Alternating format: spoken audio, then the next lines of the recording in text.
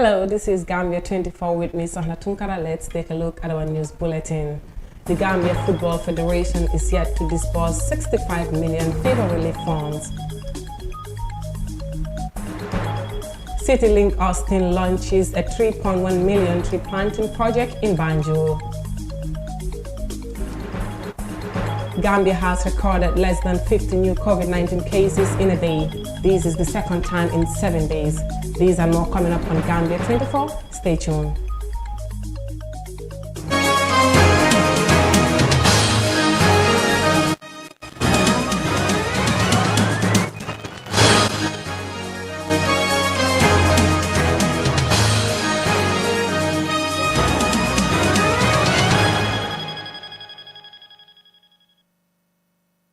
Welcome back and thanks for joining us. Football authorities in the Gambia said they are yet to distribute the FIFA COVID-19 relief fund announced last month because the money only arrived this week.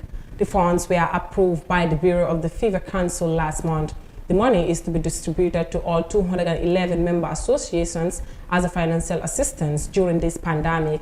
Ibrahim Sonko has more. The first general grant of $500,000 and the full women's grant of $500,000 have been received by the Gambia Football Federation. Its first Vice President Bakar K. Jambe told iAfrica TV in an interview. The GFF is now in dialogue with the relevant football authorities on how to distribute the money from FIFA either this week or by next week. Series, which is the member associations, who we have to apply formally to FIFA, and they will consider and they will give. All the beneficiaries also have to actually apply to their application forms, and when you are giving the money, you have to actually account for it. So there is all these forms are now handed over, and then there are very pertinent and important discussions and suggestions that are coming in from across the members in a very professional and transparent way. And those concerns, where possible, will be taken onto board, hopefully before the end of this week or by the end of this week, and a final position will be communicated and the disbursements will start. Even before a cent is distributed, eyebrows have been raised about plans to also give part of the money to the Football Federation standing committees. But Jambe said the proposal is subject to review. I know there has been concerns about it and some other ones. And like I said before, it's a draft budget. It will be reviewed as well, and the entire detail will actually be explained to the mayor. Yes, if people actually feel that it should not be part of it, and that is the majority of our members, the GFF is actually bound to go by that, and or any other one. However, that doesn't also take away the responsibility of the executive committee to apportion the money in its best judgment and in the interest of football to serve its purpose for the restart of football and the effective running and management of football during COVID-19, whilst helping our members defray some of their pandemic-related costs. Generally, it is the responsibility of the government to take care of their senior national team, but in the GFF proposed COVID-19 relief package, the GFF is assuming the responsibility of the government to pay match bonuses, allowances the government owed to the players. However, since there is cash flow at the Football Federation, we felt it necessary that we should also settle our national team players who has come in all the way and sacrificed and played for their country.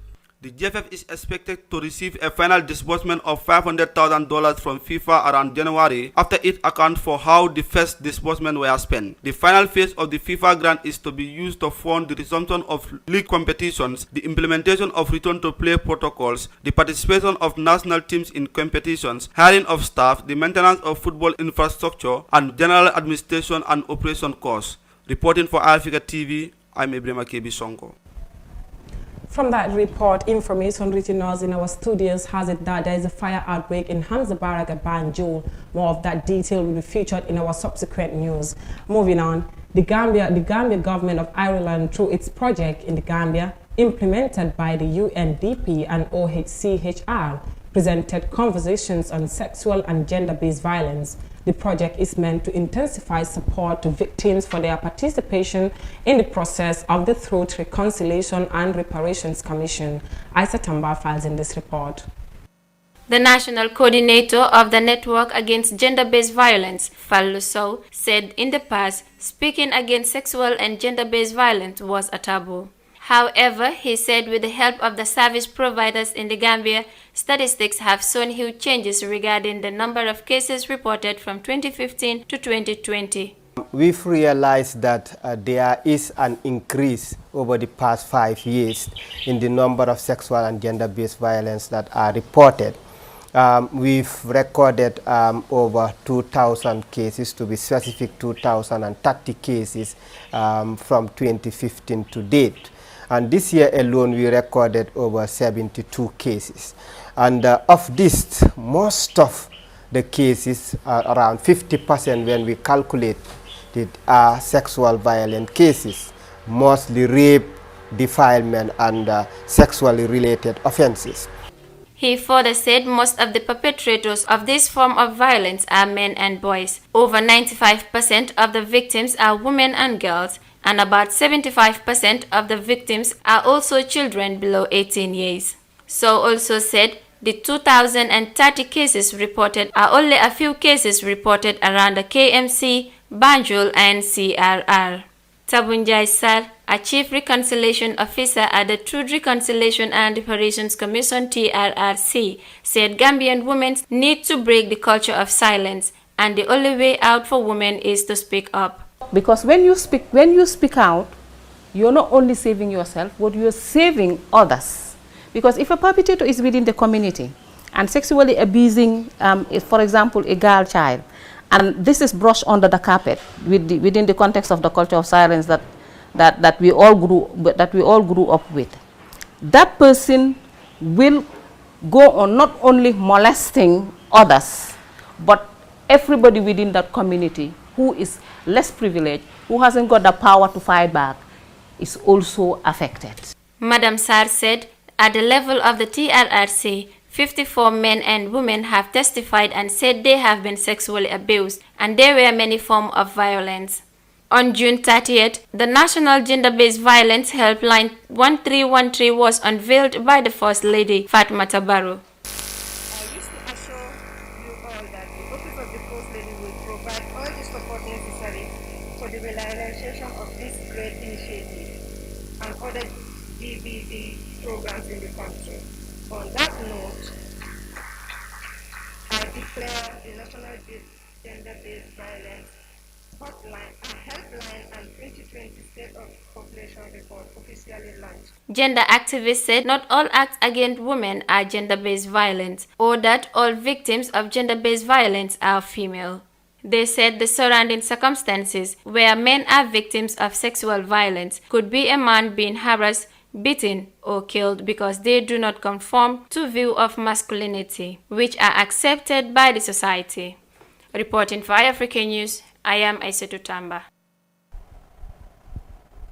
From that report on sexual and gender-based violence by Aissatou Tamba, now, CityLink Austin Banjul project funded by the European Union has launched a 500,000 tree planting project to mark the first activity of greening coastal line of Banjul and the inner city. The project intended to reduce the effects of climate change in the Gambia. Detail of that in this report by Awoma Kalou. Sea level rise due to climate change has been a rapid rise in coastal erosion along Gambian beaches, especially the capital Banjul. As a result, the CityLink Austin Banjul on Wednesday launched a 3-year project that cost $3.1 million from the European Union and will plant 500 trees along the city's coastline. Alvosini Gano, the project manager of CityLink Austin Banjul, said the project, which intends to make the capital city green and restore wetlands, has also recruited people to look after the trees. We are doing right now is we recruited 10 volunteers who are overseeing this project on the beach. So there are 10 volunteers permanently based here. The job of those 10 volunteers is to plant all these 5,000 seedlings together with the community, because the community has to take ownership. And but these 10 people, it is their mandate to ensure even if one of these plants dies, it is replaced instantly, so that there is a sustainability. Before the end of the 3-year project, you will be convinced, we are convinced that all the trees that are planted will be so big that after the project it will self-sustain itself.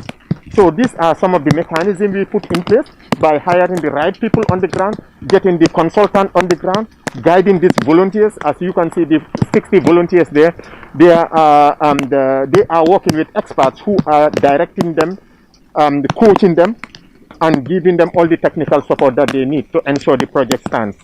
Attila Lyons, the ambassador of European Union to the Gambia, said the tree planting is a form of finding a different world after the coronavirus pandemic. Climate policy must include not only ambitious measures to reduce greenhouse gas emissions, but also concrete investments at local level to remove carbon already in the atmosphere. Trees, forests, such as the plantation here, are nature's own carbon removal engines. So I think making Banjul greener, and by extension making Gambia greener, is a way for the future after COVID. We got to start doing things now if we want to reach the goals, the ambitious goals, in time. The Gambia is gradually losing some of its long stretch of white sand beaches due to the erosion. Volunteers now believe that planting of coconut trees can help solve these problems. For iAfrica TV News, Awamakalu. For the past 3 weeks, the public were ordered to stay indoors from 10 p.m. to 5 p.m.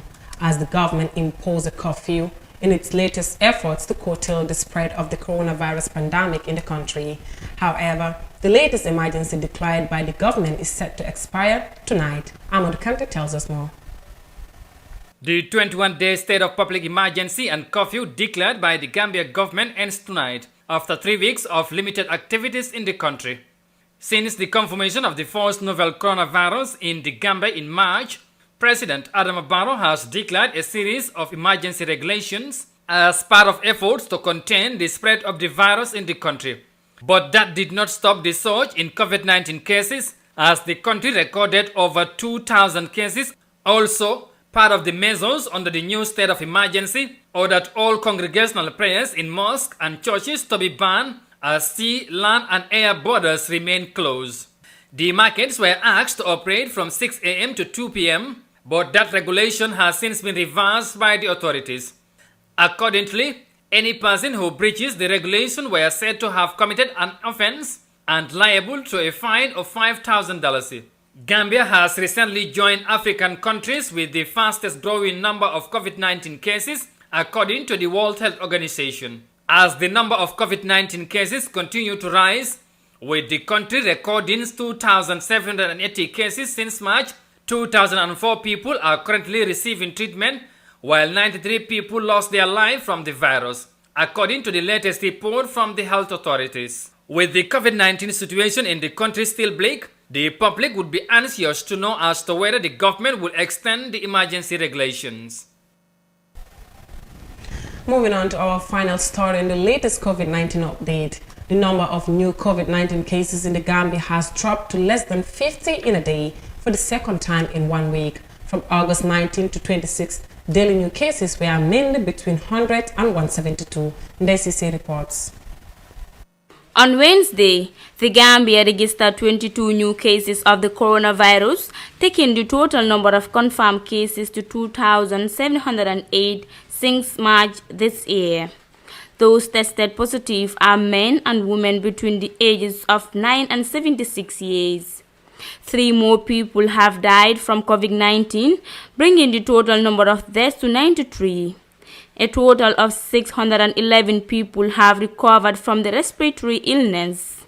17 people have been taken into quarantine and 278 new discharges were made. The Gambia currently has 31 people in quarantine, 2,004 active cases, 220 probable cases, and a crude case fatality ratio of 3.4%. Volunteer doctors have taken it upon themselves to account for positive cases that are self-isolating at home by regularly calling and monitoring their conditions, according to the Ministry of Health. Meanwhile, a 21-day state of emergency ends tonight. It is not clear if this will be extended by the President, Adama Barrow. For iAfrica News, I am Daisy. Well, with that brings today's Gambia 24 with me, Sona Tunkaratan, and please do join my colleague Ibrahim Gay in the news in Wolof shortly. Good evening.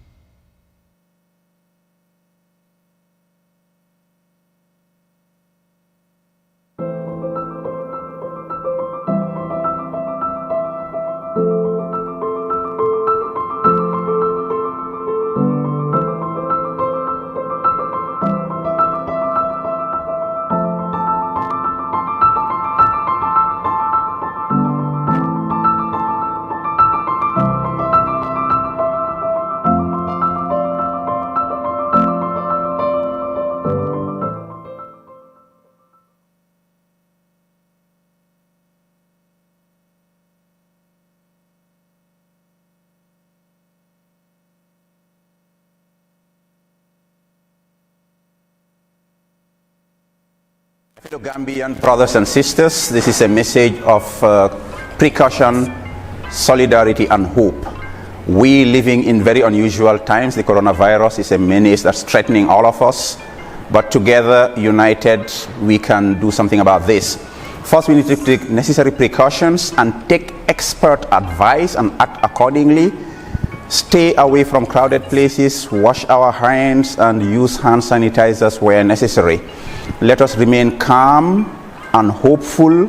There is a God, that God is alive. Allah will take care of us, but we have to take the necessary precautions. There is a number that can be called to report and to ask questions. Let's use it. Together, we can fight this menace, and we know Allah subhanahu wa ta'ala will be there for us. Let's remain calm and hopeful. Inna Allaha ma'as sabirin. Let's be patient, calm, take precaution, and do the right things. This is a message from your brother, Muhammadu Sabali. Assalamu alaikum wa rahmatullah.